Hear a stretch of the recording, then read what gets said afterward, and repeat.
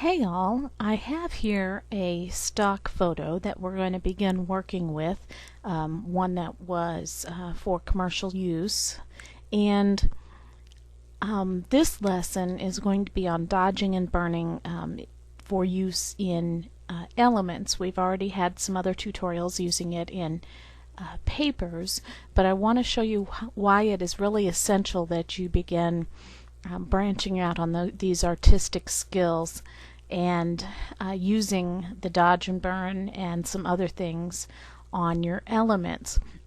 I've already extracted this to save some time, and you could share it just like an element, just like this, or you could make it a sticker by adding a border or whatever you wanted to do, but I wouldn't do that. I would continue to do things to enhance it. For instance, I might, I didn't want to really create a new layer, want a new adjustment layer for hue and saturation. And so I might bump up that saturation. You can see that already made it look a lot better. And I could even change the color of the rose a little bit if I wanted to. So I'm going to, I always, when I use these new adjustment layers, press Control G so that it groups with just that layer. There are filters that you can possibly apply to these to make them better. I want you to begin thinking outside of the box. I'm not going to go into some great details on how you can fix these.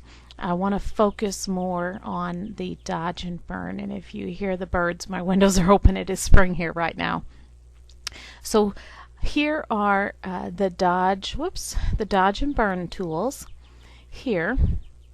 And first I'm going to use the burn tool, and remember you can use your bracket keys to change the size of the brush. And I want you to imagine in your head the lighting. Lighting is really important. You don't know what lighting really was taken when this photo was used, when this photo was taken. You can kind of guess by this being yellow in here and this being yellow in here. It almost looks like the light source was either coming from up here or maybe this corner here. And so in digital scrapbooking they have kind of a standard in all kits that the lighting comes from here. And so you need to imagine in your head that the lighting is coming this way and how that's going to affect this element. Now, the first thing that I usually think about is that the edges are kind of turned under. When the edges are turned under, they're going to be more shadowed. And so I like to hit the dodge on the edges. You can see already that it's making it look a little bit more realistic.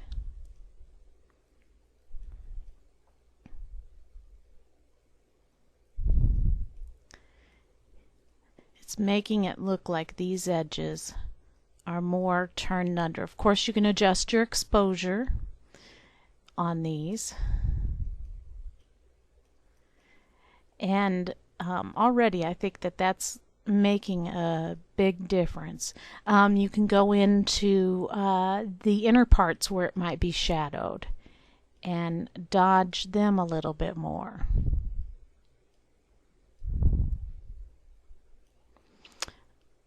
Really this yellow in here, I'm not really liking it, so I'm going to get this pink because I think it's making false highlights. I'm going to grab this pink here, and I'm going to go get my color changer brush, color replacement tool, and I'm going to hit that. Ooh, it made it purple. I kind of like it.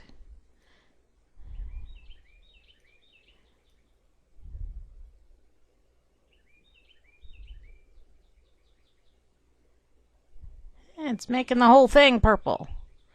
I didn't really want that. Then again, okay, well, let's make the whole thing purple.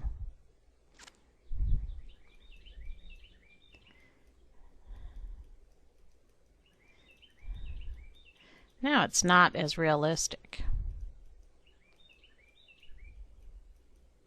See, this is what I mean by playing. You go in here and you play, and you make something different out of what you started with. And I may not like this. I may decide I don't like what I did. Or I may like what I did. Well, I would take time to get all of that out. And it's going to require a little bit of zooming.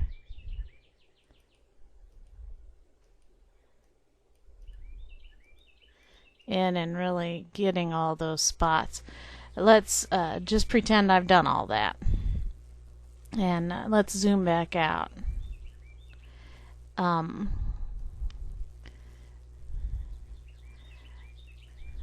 Actually, I like kind of where we're going with this. Maybe, maybe not. Let's see what happens. Let's use that bird tool a little bit more. Let's get these edges so they look like they're turned under a little bit more. I have no idea what I'm going to end up with here.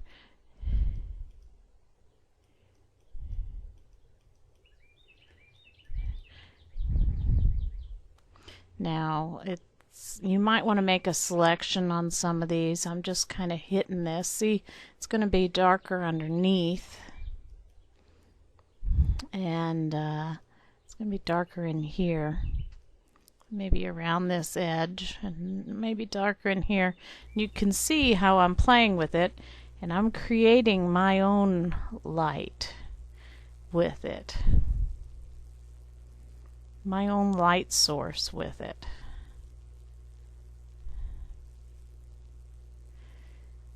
And underneath these areas here, it's going to be darker. And so then I'm going to go get my dodge tool. So anywhere that I imagine that the light is hitting, I'm going to hit that with the dodge. So the light's coming down from here, and so it's really hitting here. Really hitting on the lip of this here and here. I'm just showing you how you can really hitting right in here and right in here. How you would apply these principles of the dodge and burn. Now you might not have wanted to. What have I got going on here? Okay. Dodge and burn tool. You may have wanted to recolor it, but I think recoloring it helps you to see how this dodge and burn tool is really working in my favor. And I'm going to highlight these areas some more. I think right in here and right in here gets highlighted some. And I'm changing the brush size as need be. And so there I have a whole new different kind of flower than what we started with. And if I burned something and I thought it was too much, I can also go back and hit them again and lighten them back up and go back and forth between dodging and burning. If you hover over this, you notice that this tool has an O by it, and so if I just hit O on my keyboard, or it's Control O. It's been a while. Nope, that's zoomed out. I thought maybe it's 0. There it goes. It's cycling now. I don't know why it wasn't doing that a minute ago. But if I just hit O, it cycles through these three. We have the sponge, the dodge, and the burn. And so as I'm working, with these three tools, I can just hit O on my keyboard and go back and forth between them. So now you can see I have a whole new kind of flower, and if I wanted to open up this hue and saturation and maybe adjustment layer and maybe make that pink again, there, I actually like that. That looks like old-time classic feel to it. Maybe something I would put with my grandmother's layout. I'm on burn. I want to burn this edge. Oops, wrong layer. Edge in here some more, I think. I actually like what I had turned out here. And so I would probably, before I would share this, go back and find me some leaves to put on down here. Maybe find another stock photo and put them on a layer underneath and go for that. And so here's the original, and here's what I came up with. Original, and oops, let's do it again. I'm not doing very well. Original, which is a beautiful flower, and I could have left it that same color and just did dodging and burning on it, and what I came up with. And so you might want to go in and add some different colors with it, but I like when the flowers are kind of monochromatic, because then you can really get them to match your kits. So that's doing it with extractions. I've also gone down here and I made this little flower before we started in a little flower pot, and I actually also made these little dots. I made the pattern for the dots right here in Photoshop Elements. See my square dot, and here's actually one that matches this portion down here, and there is my dots. You'll have to go back to the tutorial on this, but if I hold down my control key and click on this to get marching ants, image, define pattern, blue dots, and I like doing it this way because then when I saved my PSD file, if I ever need that pattern again, it's right there, easily found in my PSD file, so that I can use it and apply it again. So I'm going to click here on this so we have the correct layer. New adjustment layer for patterns. And you can see my pattern's really large, so I have to take it way down. Not quite that small. There, that's about the same as the other. And then I'm going to hit Control G to group those, and now I have little dots on my flower pot. And so that's pretty cute. But now what I'm going to do with this is to click on the top layer and click on the bottom layer, because I want to preserve my pattern. And I'm just going to drag all of this down to the new icon layer, and I've made, you can see now, a duplicate of that. And so I'm going to start here and turn off my original layers in case I goof up and I want to start over. Now I've got all these layers here. I'm going to go ahead and merge, whoops, Control Z, merge down so my dots are the original layer. Now let's dodge and burn on these. So I'm going to get my burn tool, get on my bottom of my pot layer, and just burn. Now you can see what a difference this makes. Just by doing that. You don't want to just draw it and leave it as it is. So I'm going to highlight in the middle, and I'm going to go back and get my burn tool and burn a little bit more here. Now you can see what a difference that little bit of dodging and burning did. And I'm going to go to the top of the pot and do the same. And you generally burn around the edges, because if it's curved at all, if the top of this pot is curved at all, going around, it's going to be in the edges that it is going to be shadowed. I got that a little dark, so I got my dodge tool and went back. I'm going to make this really small, and that doesn't look good. Change my exposure way down. There, I'm going to hit that in the middle a little bit. Don't like it, hit undo, and then I'm going to hold down my shift key and make this, well, shift key didn't make it straight. But anyway, I like that. You don't need it all uniform. Random is good. There. I don't like those last few. I think we were good right there. I might lighten it up around the edges just a little bit. I think I got it a little too dark. There, that's pretty cute. Now I'm going to go back to my burn tool, and here's the stem. Now the stem's going to be kind of hard to play with because it's so thin. And I probably want my exposure to go way up again. There we go. I'm just going to kind of hit it on the edges.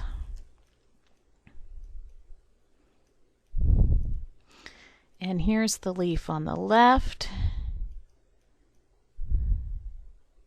It's going to be a lot darker around the bottom. Oh, leaf on the right. Tips probably be pretty dark. Go to your dodge tool and make my brush much smaller and just hit right in here. Oops, too much. Undo. That actually looks pretty good. Just hit it slightly. And I can do that for my stem too. I wish the caps lock worked on this. It's really making the stem look a little bit more rounded. I don't like that last little bit I did there. There. You can see how this is really bringing it to life. Then we just have the flower at the top. I'm going to go through and do the same thing with it. Hit the edges.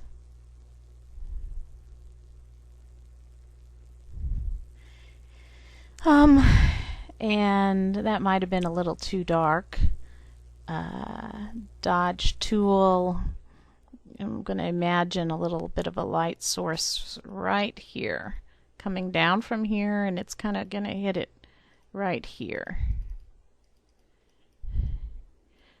Make the edges a little bit less prominent. That's too much in the middle. So that's what's great about these. You can go back and redo it. And then I'm going to zoom out, and now you can see the little bit of a highlight where the light hit on the flower. And there you go. You can see how much of a difference that this made using the dodge and the burn tools on this little pot. Much better than what we had before. I haven't tried it. I brought in one of my textures, and I'm going to go ahead and, well, here's what I'm going to do first. Now that I got this all together, I'm going to merge these layers of my pot. Now if I wanted to, I could have tried playing with drop shadows, but I didn't. Let's bring this on down So it's a layer above this one, Control G, so it only affects my pot layer, and apply some blending modes. And you can see how that made my pot all the more cuter, just adding a little bit of texture to it. It really enhances the dodging and burning. I decided, you just keep looking at it. I want to dodge these flowers a little bit more. Got them a little too dark maybe, see? You just keep playing with it until you get something you like. And so there is my cute little pot. I'll be sharing it. And it's as simple as that. Here, I'm thinking, let's Control J this layer and take it up to there. Look at how my rose looks with a little bit of texture applied to it.